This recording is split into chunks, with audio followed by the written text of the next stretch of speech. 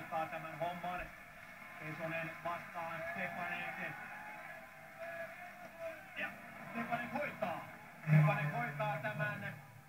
Se oli vähän löpsö yritys. Se ei lähtenyt tuolta niinku kämmeneltä tässä vaiheessa, kun Stepanek oli koko ajan tuon tilanteen herra. Ei ollut ihan niin terävä.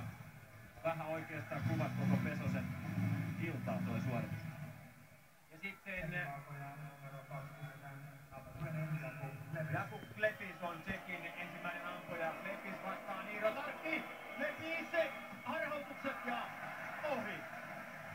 Hienot harhautukset. Ne on komeet peitit. Tarkki lähti ihan väärään suuntaan ja siinä on niinku, hän pelaa rystylle ton maalit tyhjäksi, nostaa ohi.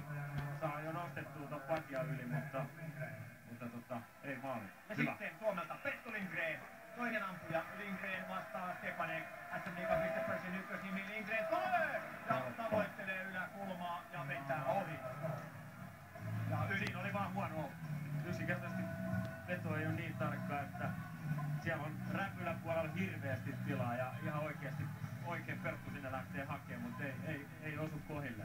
Sitten tulee Jan Mareke, tsekkipelaaja ampumaan. Kaikki toistaiseksi epäonnistuneet. Jan Mareke, Moskovan Tšettiskovan seuraa. Tarkki vastassa. Mareke nostaa änkin yli siitä Tarkin torjunnan kautta. Nimenomaan Tarkin torjunnan kautta. Tarkki oli hyvin mukana tuossa tilanteessa koko ajan. Ei lähde noihin harhautuksiin ja saada käden mukaan. Ei räpylä käden ja osuu käsivarteen ja siitä yli. Kaikki 4 laukoja toistaiseksi epäonnistuneet ja Suomelta sitten Mikko Lehtonen liikkeelle. Kova on vauhti Lehtosella ja eipä onnistu Lehtonenkaan. Tekee tommosen, että jarrut tuohon B-pisteelle ja sit yrittää nopeeta vetoa längistä. Ja nyt maalivahdit on kyllä kuumi. Ja nyt on sitten Kvapililla ratkaisun paikka. Tämä sisään, niin tämä homma on selvä. Marek Kvapil. Katsotaan Kvapil tarkkiin ja sinne menee! Sinne menee Marek Kvapil. Ja voittaa tämän ottelun 3-2. Kylmä viimeistely. Oli hieno viimeistely, nopea laukaus länkiin mut siinä pelin kuvan kannalta. Sekin roikkuu ja yhtäkkiä ne voittaa tän pelin. Nopea laukaus. Ei Tarkki kerkeä mitään tuossa tekee, että...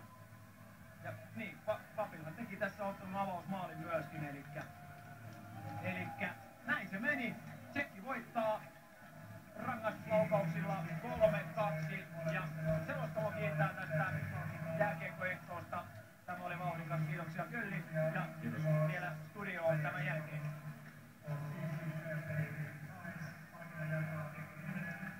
Näin tämä ottelu on saatu päätökseen. Leijonien osalta pelit jatkuvat Moskovassa lauantaina, silloin vastassa Ruotsi ja sunnuntaina on sitten vastassa isäntämaa Venäjä. Tässä vielä Veikkauksen oikeat vedonlyöntikertoimet tähän iltaan.